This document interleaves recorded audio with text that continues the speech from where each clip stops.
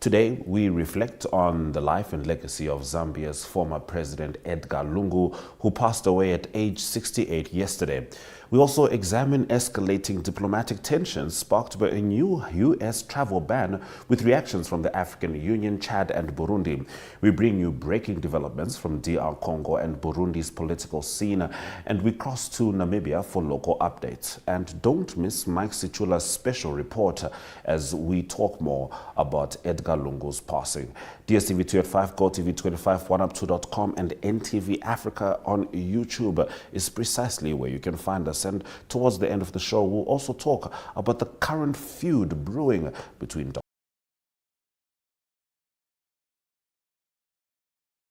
with Flex. Parata's Flex bundles now offer you even more freedom of choice so that you can enjoy quality internet on the go or at home. Choose between fiber with mobile LTE or Sky-Fi with mobile LTE packages starting from as little as 650 Namibian dollars per month, excluding that. You get more for less with Flex. Visit paratus.africa/Namibia or our branches nationwide. Always prepared. Paratus.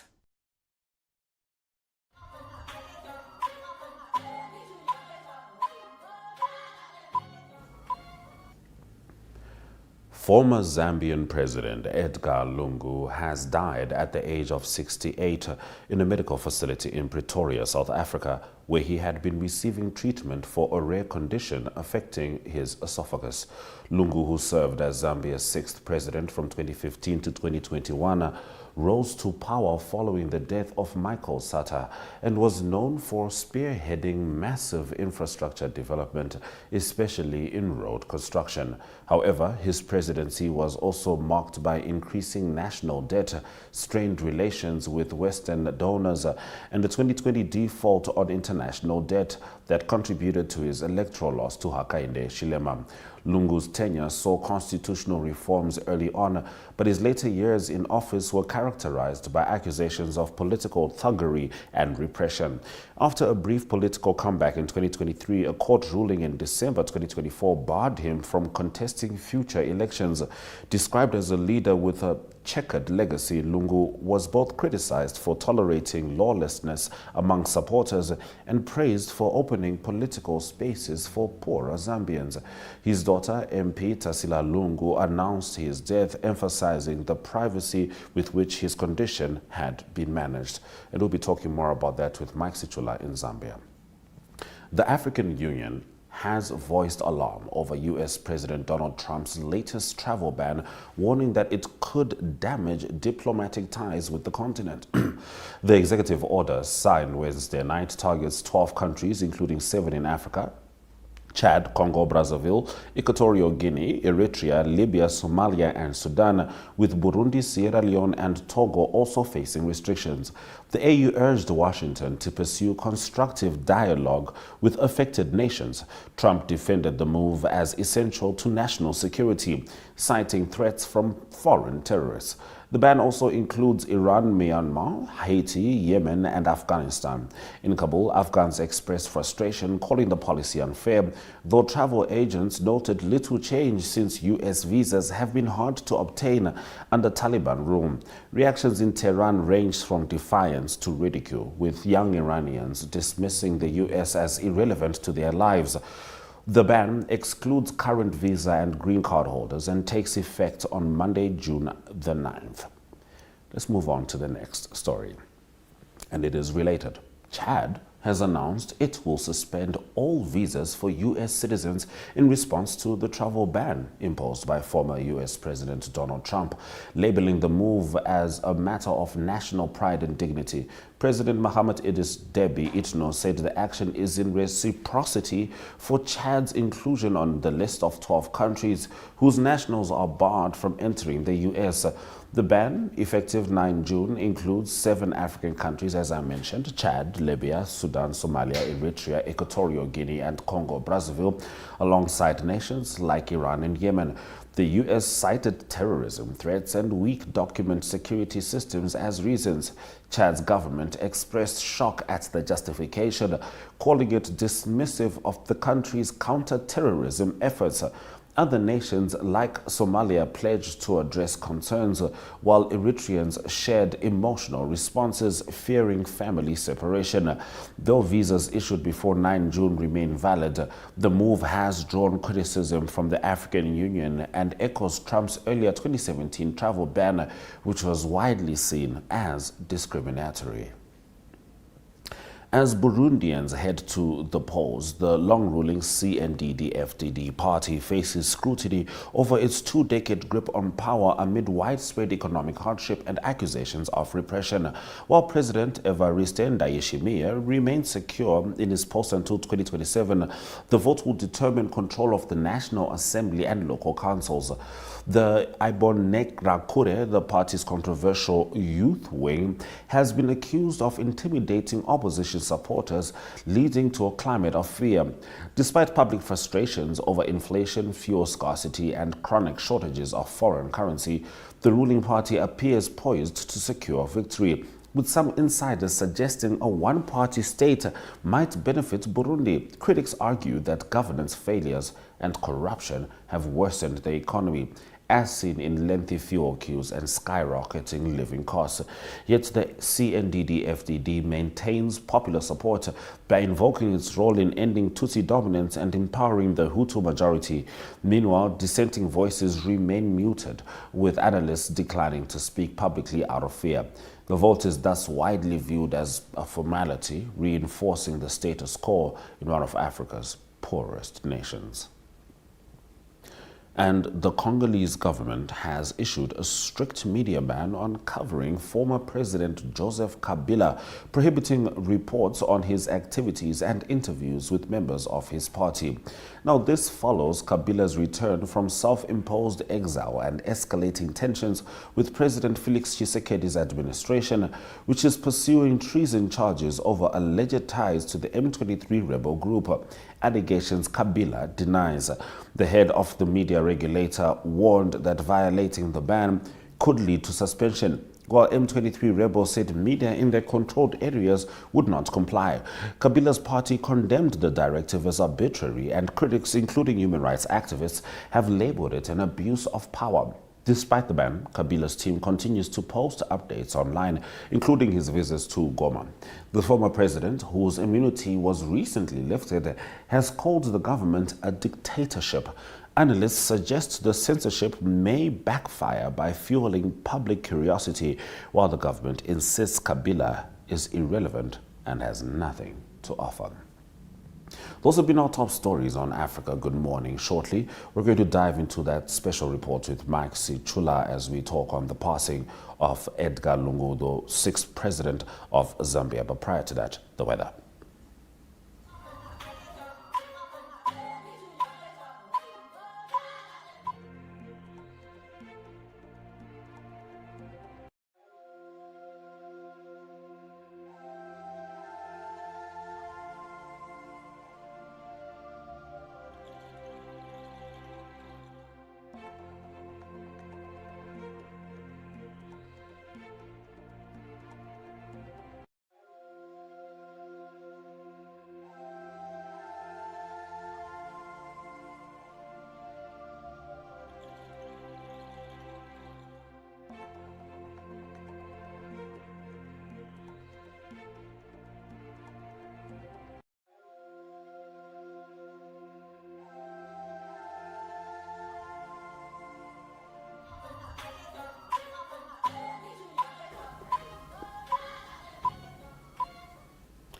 It's time for me to now talk to Mike Sichula as he brings us the more comprehensive update with regards to the very sudden passing of Zambia's sixth former president, Edgar Lungu.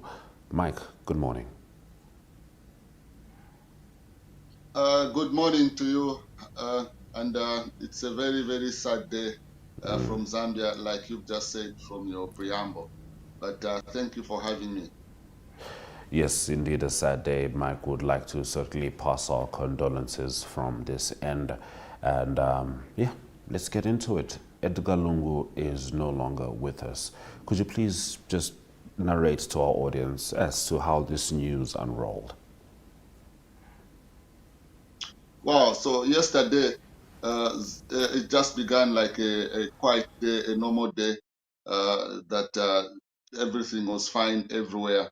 Not until news broke out midday somewhere there when former president's daughter, Tasira Lungu, broke the news that father, who had been out of Zambia for more than 5 months, had passed away in South Africa. So we can have the video to just hear how she delivered the message that has shocked many Zambians.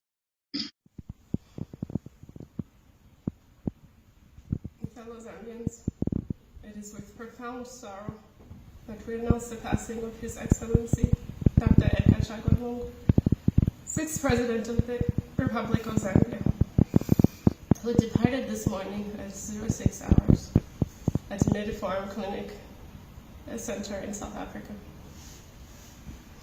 My father, President Lungu, had been under medical supervision in recent weeks. His condition was managed with dignity and privacy, with support from all well-wishers. In this moment of grief, we invoke the spirit of one Zambia, one nation. The timeless creed that guided President Lungu's service to our country. In time, the nation was involved to be informed of other arrangements. Thank you. God bless you.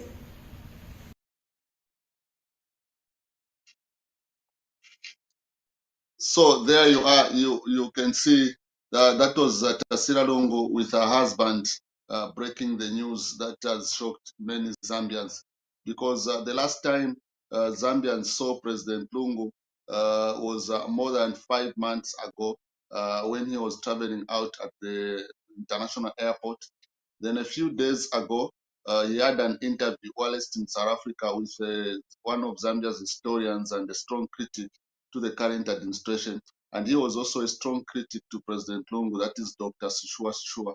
There were pictures that were posted of him right there in South Africa. So the news about Mr. Lungu passing away has received a lot of messages of condolences from the current president, Mr. Hakainde Hichilema, who has called for unity of purpose as the country mourns Zambia's 60th president. Also, the Kenyan president, William Ruto, has also sent in his condolences to the government of Zambia. The SADC has also as well sent their condolences to the government of Zambia. But one thing that our viewers need to understand is that when President Edgar Lungu left office in 2021, after he lost to President Hichilema by a landslide defeat, Mr. Lungu retired from politics. He retired momentarily from politics. Then, because of circumstances that we may not know, he then came back into active politics. So according to the Zambian constitution, when a former president joins active politics, there are certain privileges that are taken away constitutionally. That is according to the constitution. So Mr. Lungu lost his privileges of government taking care of him in terms of where his house being paid for by the government. So because he returned to politics, that was taken away.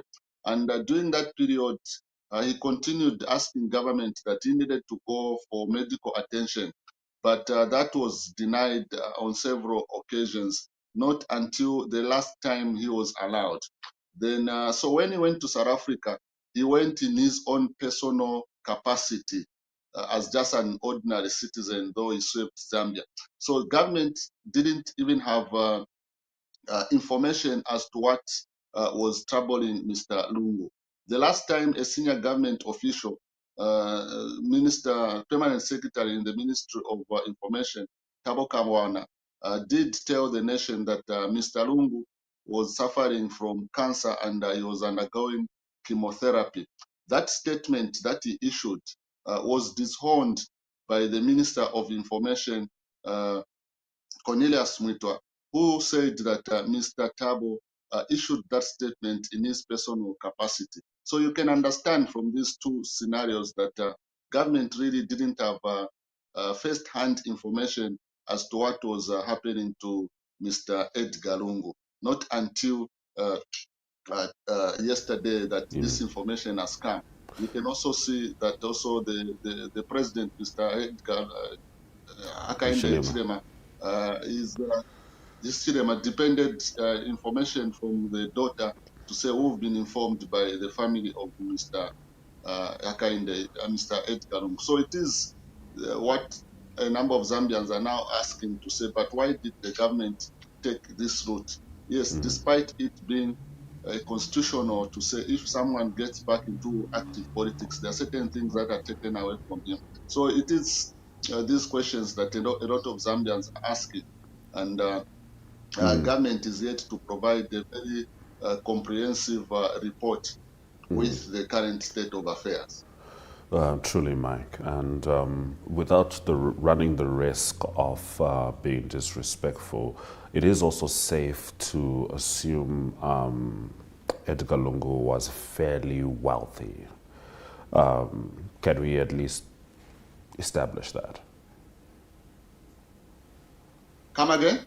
Was Edgar Lungu wealthy in his own capacity, especially if we look back to how he celebrated his daughter's birthdays in the past? Yeah, we can say that because President Lungu, before he became Zambia's president, he was a practicing lawyer, and in his own way, did say that he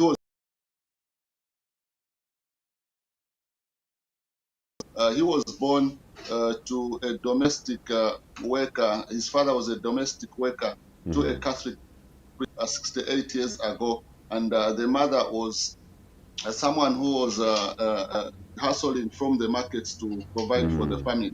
So from that humble background, Mr. Lungu managed to become a lawyer, and he did also practice widely, even though at some point his license was taken away because of some disciplinary issues that he came across through the Law Association of Zambia. But when he became president, with all the salaries he was getting and other personal, benefits that he was fairly a wealthy person. Yes. But politics did took center stage, and he was accused of having embezzled government resources through corrupt activities. But this, he denied all these allegations when he was alive, and also there were no, he has never been convicted in any court of having embezzled any government resources. Truly. I think the only reason I was bringing up his wealth is that, as you've said, politics has taken center stage, and you and I, having at least surveyed the Zambian political scene, know that there is no love lost between Lungu loyalists and Hichilema loyalists, no matter the situation. And it seems not even a funeral, because as apt as it is as far as societal norms go, it makes perfect sense for Edgar Lungu's daughter to announce his passing. But in his capacity as the 6th president of Zambia, we all expected the government announcement to come first, because Edgar Lungu belongs to the Zambian collective legacy. And I wanted us to take this conversation there without dwelling on it so much that we get into disrespectful ground, especially with regards to observing the moment. Just in this moment, do you think that these two well-entrenched factions will be able to put politics aside and Zambia first? Well, when you look at the statement that was issued by President Hakainde Hichilema, it is very clear that President Hichilema wants this funeral of the 60th president, Mr. Lungu, to be held in an orderly manner, devoid of divisions from all sorts of.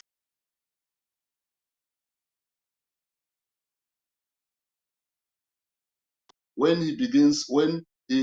which faction of the PF, like I've reported on the on Africa Good Morning, that the PF has been divided into three factions, one of which is aligned to the UPND administration. So it is from that aspect that President Hichilema needs to tread carefully as to which faction he's going to listen to. Because the larger faction of the PF, this is where President Lungu was regarded as the president of the PF. So depending on which faction the president, Mr. Ichilema, is going to aside himself to, then it will give the Zambian citizens as to whether he truly means his words when he's called on Zambians to mourn Mr. Lungu in a manner that befits his office as the Zambia 6th president. But like I did say earlier on again, the issue is that from the inception, this is where the problem started. From the inception, the moment he said he turned to politics, government looked at Mr. Lungu as a political opponent, unlike a former president. This is where the problem has been, and a lot of Zambians were not happy that the 6th president could go out of the country and no government official didn't have information about him. I'll give an example. The Speaker of the National Assembly, after a certain member of parliament raised a point of order as to whether government was in order to remain silent when Mr. Lungu was out of the country and details not being availed to the assembly, the government sought ways to engage Mr. Lungu.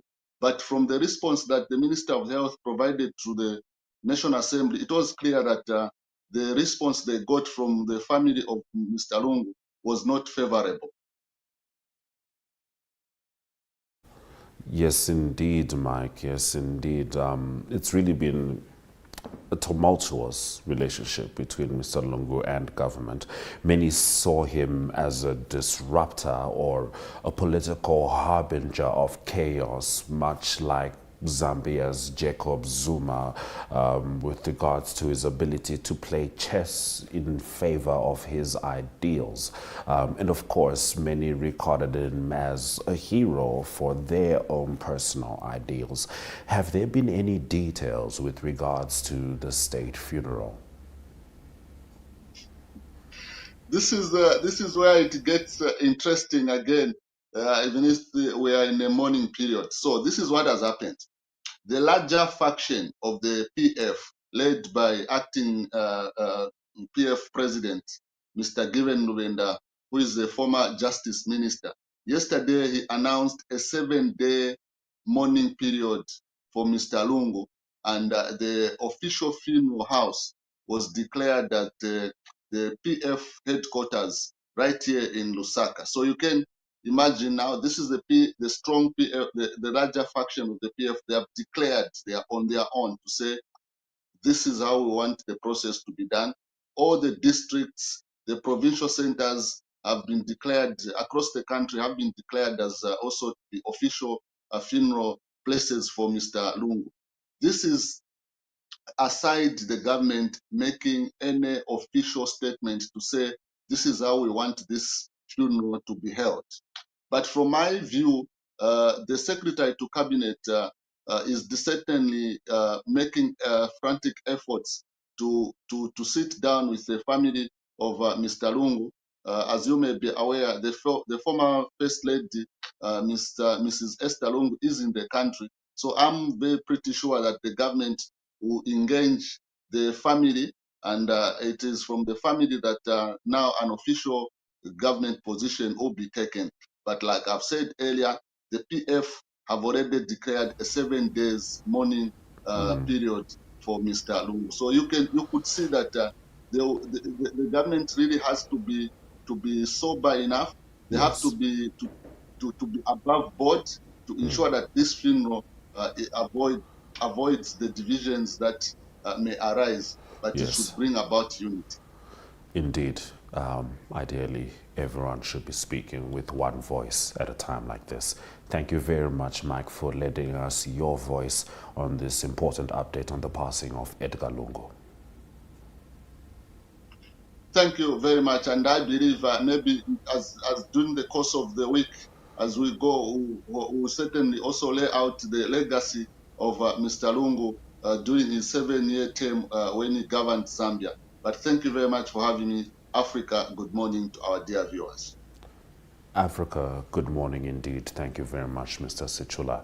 DStv 285, GOtv 285, 102.com, and Network Media Hub and NTV Africa on YouTube is precisely where you can find us. Mike Sichula will be back on Monday with more updates from Zambia. But for now, for this weekend, from the Africa Good Morning team, Swera Jakanaka.